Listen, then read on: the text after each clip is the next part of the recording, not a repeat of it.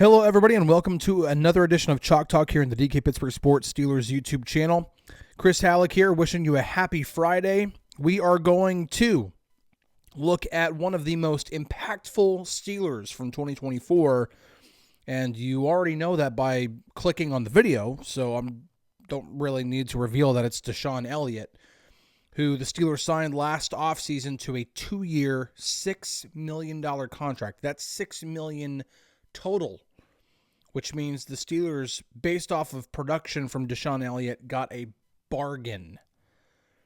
For those of you who follow along and are subscribed to our website, dkpittsburghsports.com, and know it's not the same as being a member or subscribed here on YouTube, our actual site where we do all of our writing and reporting, we do live files for games, where we update, and it's just live coverage, and what we're seeing that maybe the TV doesn't show, anything like that. We just talk about the game, and I can't tell you how many times, and it became a running gag for me, was every time DeShon Elliott made a play, I just put in the chat, DeShon Elliott, what a pickup, and that's all I would put. And I swear I was having to do it 3 or 4 times a game. And all he did was make plays. And probably the most impactful stat, and we'll get into the film here after this, but it's absolutely worth it. It was found by, it's still Next Gen Stats by, NFL's Next Gen Stats, but found by Pro Football Hall of Fame ambassador on Twitter, or X, whatever you want to call it. I'm old school, I guess. DeShon Elliott made 108 of 111 tackle opportunities in 2024. That is a 97.3% tackle efficiency rating, the highest rating in Next Gen Stats history, which is since 2018, and minimum 100 tackle opportunities. That's crazy. Even though this is like a 7 or 8 year sample size, like 7 years sample size. I can do math. That's still ridiculous, because you'd think it'd be a linebacker.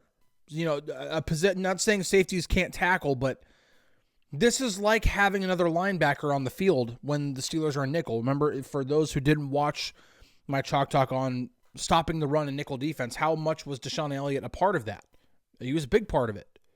If you can run out there with 3 safeties and DeShon Elliott's your third safety that can play in the box or in the slot, you almost have a third linebacker on the field, but also a guy who can drop back and do more in coverage than a linebacker can. So this is huge for the Steelers to have, but here we're focusing on his ability to stop the run, his ability to make tackles in sometimes less than ideal situations, or the other ways that he could be utilized in how he can attack offenses. Right here, DeShon is lined up there, and I use this play to talk about TJ Watt, not that long ago, and you can see here that Watt, they try to do this split zone here, where he comes over and Watt makes the play and he gets in the backfield, but the whole purpose of being in nickel defense here, which the Steelers are because they have their 2 interior defensive linemen, you have your 2 edge rushers right here. Oh, that's a pretty E. And then you have your 2 linebackers right here. Well, like I said, having DeShon Elliott on the field is like having a third linebacker. It's almost like having a 4-3 defense, because the whole reason why they're in nickel is because the offense is in 11 personnel, which means there are 3 receivers on the field. So that means that this receiver is going to be blocking DeShon Elliott, and just look at what ends up happening here is that he tries to get in on the inside, and he initially gets that set up. But, DeShon right there has the inside leverage on him. This is not a great blocking job. And then once he sees that this guy's fallen over, he just does the old, I don't know what's the thing in like cheerleader camp or something like that, where you just push, somebody kneels behind somebody and you just push them over the top, just shove, loses all balance, and then gets back there and helps get the assisted TFL, since TJ Watt had already grabbed onto the ankles of the runner.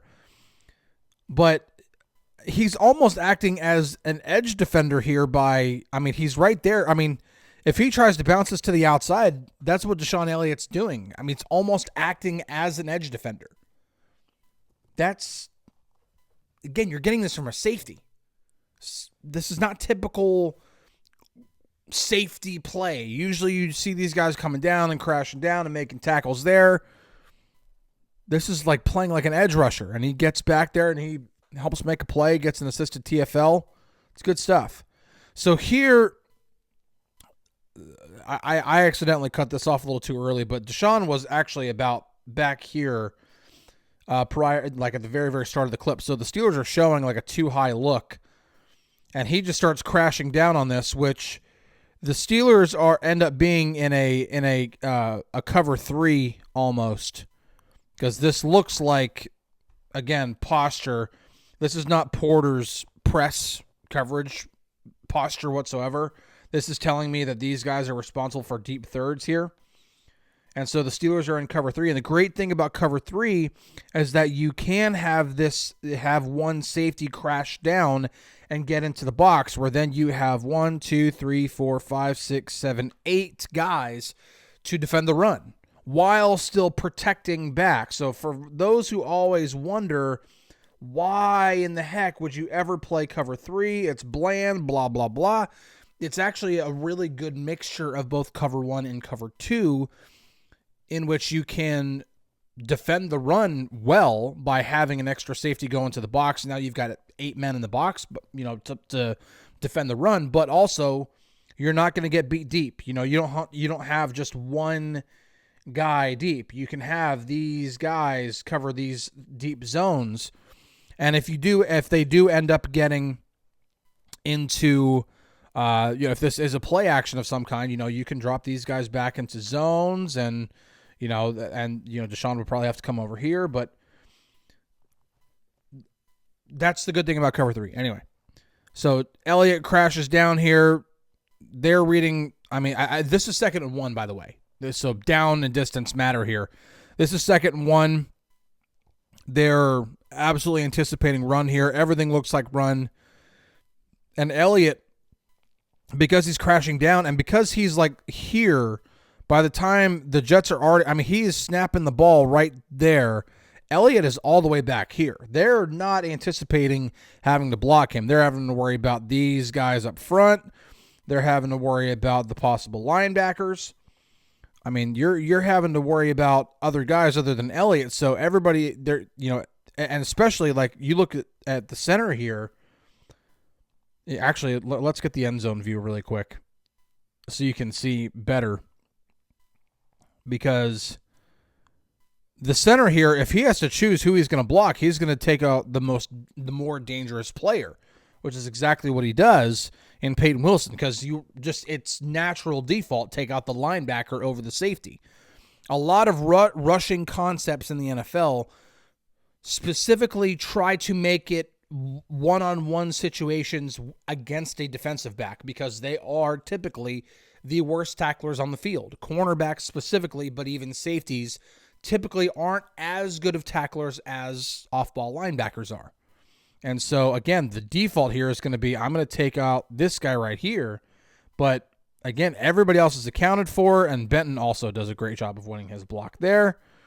Ogunjobi gets beaten, but he gets beaten, but in more than enough time, or it takes up enough time to get Elliott free, who's rushing down. Everybody else is blocked up. Everybody else is occupied.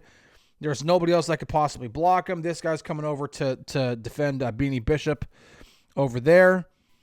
Watt gets off his block too, but Elliott absolutely makes this happen by just sprinting back there. And again, running back tries to bounce that outside, but that's why you have a guy like TJ Watt sealing off the edge there, because if he does get forced to the outside, he's going to see it before he's going to see it. And so he can get off his block. He can then make the tackle, but even then, Elliott is fast enough. He comes in like a heat-seeking missile. It's like he doesn't stand a chance. And this ends up being a 3-yard loss on 2nd and 1. You turn 2nd and 1 into 3rd and 4. Like, again, massive win for the defense. And this happens because DeShon Elliott just, again, heat-seeking missile from the back end, from the 3rd level, and he makes the tackle. Here, he almost kind of looks like a slot corner coming off the edge here. He's going to come in just rushing here. And again, you're talking now here, the Steelers are in a base 3-4 defense, right? You have your 3 defensive linemen. You've got your, I'm pretty sure that's what it is. Oh, no, this is nickel defense because this is Watt, actually. But Elliott here, he does this, sneaking in back here, and he ends up blitzing. Again, he looks like a slot corner here. But he's not accounted for because, again, these 2 receivers right here, they have to worry about 1, 2, 3 defenders. And you would think that, maybe one of them has to try to peel off and try to at least chip him. But initially, again, you have to make sure these linebackers are taken care of. Like, that's just normal. So that's why they're going at this. Elliott, and plus, he's only looking at the quarterback. He's not looking at anybody else. He's looking at the quarterback or the ball. Receivers are taught to look at the ball. At least they were back in my day. Also, slow off the line of scrimmage. Good God. I mean, he's just now starting to move. The ball's in the quarterback's hands. Slow off the line of scrimmage. I mean, it's not even... he doesn't stand a chance. Elliott gets back there. Goes for the feet. Makes the tackle. It's good stuff, man. He looks like a slot corner coming off the edge. Yeah, nickel defense here. 17 for the Giants, man. This is rough. You cannot be this slow. I mean, ball snapped. Let's see. Ball snapped there. Everybody else moves. He's barely standing. He's just now starting to really move. There, the ball's already in the quarterback's hands. Like, you got to get out of your stance faster. But Elliott is crashing down on this. As soon as he sees the ball snapped, he's all over it. Again, like, these guys, I mean, he's going to try to double him and then get up and double him. Or not double, but, it's a quick little chip and then get to the second level, which tells you it's inside zone. But inside zone doesn't account for this guy coming off the edge, especially if this receiver doesn't get him. This is why you have a guy like Elliott playing near the line of scrimmage, and he can play a number of different roles, man. So when you think about the Steelers adding Juan Thornhill over the offseason, now you've got 2 guys. I'm not saying KZ couldn't do it. He could, but it's a better situation. You've got 2 guys in either Minkah and or Juan Thornhill who can play that deep middle third if you're ever in cover 3, or be the lone safety back if you're in cover 1. But if you're in nickel defense, you want to run out there with 3 safeties. DeShon Elliott can be like that guy right there. He can be your third safety that plays in the slot or in the box. And you can use him in a number of different ways. He can run these, run blitzes up the middle. He can crash in from the outside. This is a phenomenal weapon to have on your defense.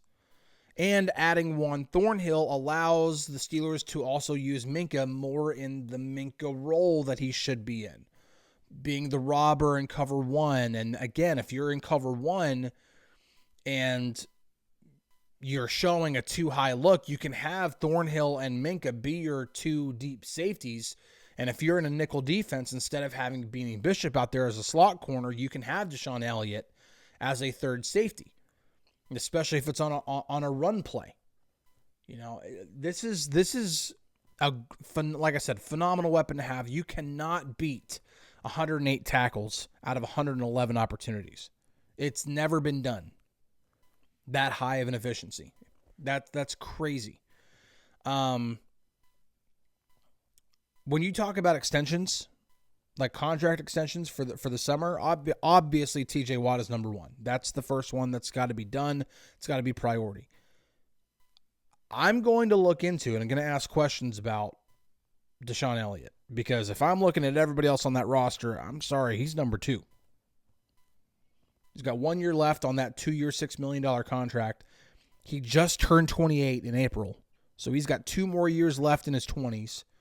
And defensive backs typically don't start really falling off until, shoot, man, he should still be able to play at a pretty high level for 3 or 4 years. I would sign him to a 3 or 4 year deal. Easily. Like, sign him to a 3-year extension, that makes him a Steeler for the next 4 seasons. So adds, so you still have him for the second year of this contract, but give him an additional 3 years to keep him a Steeler for the next 4, Something like that. Either way, this is a guy that they cannot let him walk. I mean, he's got to be absolutely terrible this upcoming season, but based off of just one season, man, when you're talking safety tandems in the league between Minka and DeShon Elliott, to me, this is right up there. This is a phenomenal football player. We already knew he was a good tackler. Like, even before he got to Pittsburgh. Like, he had the one insane tackle when he was in Miami where he stopped, I think it was Tony Pollard from the Cowboys, like, at the goal line.